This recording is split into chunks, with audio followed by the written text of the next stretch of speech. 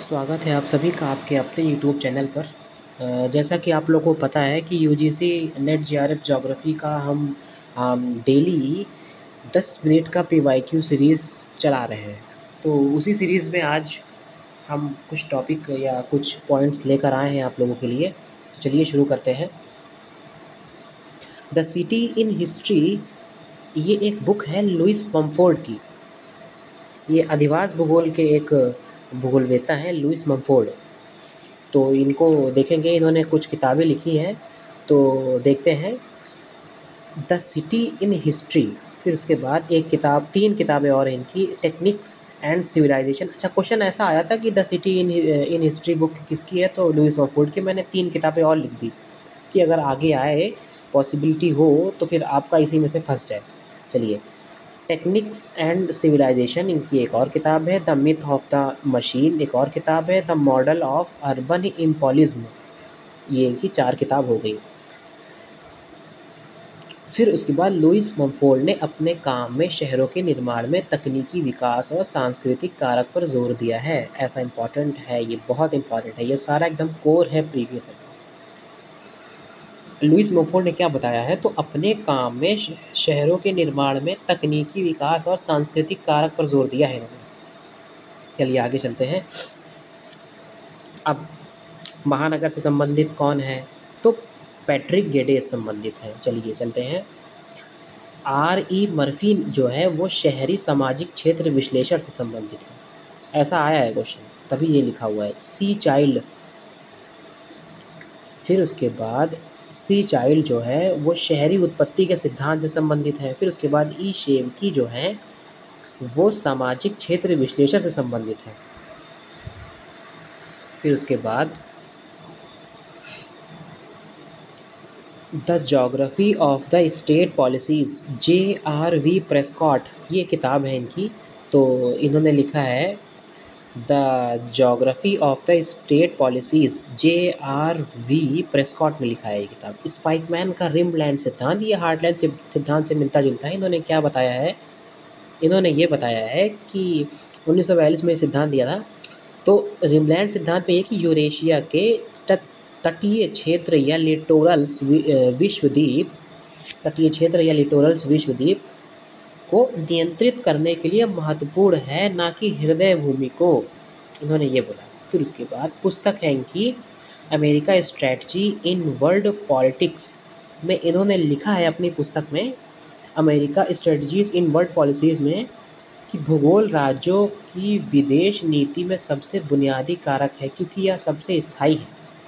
ये कह रहे हैं कि भूगोल राज्यों की विदेश नीति में सबसे बुनियादी कारक है, क्योंकि यह सबसे स्थायी है।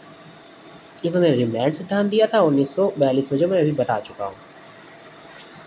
फिर आगे चलते हैं, देखते हैं।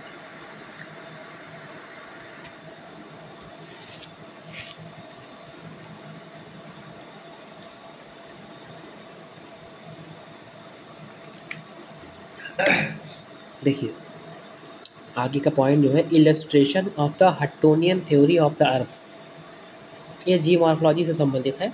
तो जॉन प्लाईफेयर, अब देखिए अगर हट्टोनियन लिखा है यहाँ पे, तो ऐसा नहीं है कि जेम्स हटन ने दिया होगा, ऐसा ऑप्शन में था। तो ये जो थ्योरी है ये दी है जॉन प्लाईफेयर ने दी है, जॉन प्लाईफेयर ने दिया है ये जो थ्योरी है। फिर उसके बाद मात्रात्मक क्रांति जो है वो W. बुंगे ने दिया है। मतलब ये सभी इससे संबंधित हैं। पीटर हैगेट है, हैंगर स्टैंड हो गए, शोरली हो गए, और 1950 से 60 में आई थी ये मात्रात्मक क्रांति।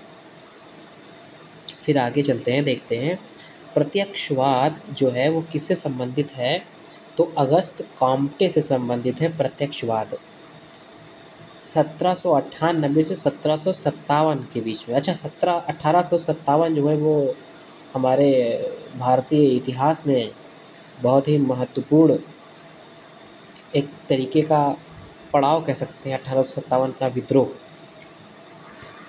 मुझे इसे डेट याद आ गई कि 1857। चलिए आगे चलते हैं। रेडजेल ने एंथ्रोपोजियोग्राफिक शब्द study of harmonious reciprocal relation of man and nature में दिया था। जो रेड जेल हैं, अच्छा मुझे आप बता सकते हैं कि जो रेड जेल हैं वो मनुष्य को सपोर्ट करते हैं या फिर पर्यावरण को सपोर्ट करते हैं?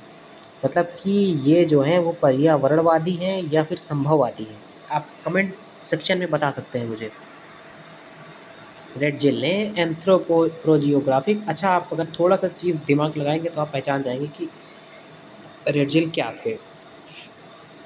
चलिए देखते हैं। रेड जेल ने एंथ्रोपोजियोग्राफिक शब्द study of harmonious reciprocal relation of man and nature में दिया। मतलब कि ये इनका थीसिस भी हो सकता है, ये रिसर्च, ये बुक भी हो सकती है, ऐसा कुछ है नहीं इसमें। तो ये मतलब जो एंथ्रोपोजियोग्राफिक जो शब्द है वो इसमें दिया था इन्होंने, study of harmonious reciprocal relation of man and nature में दिया।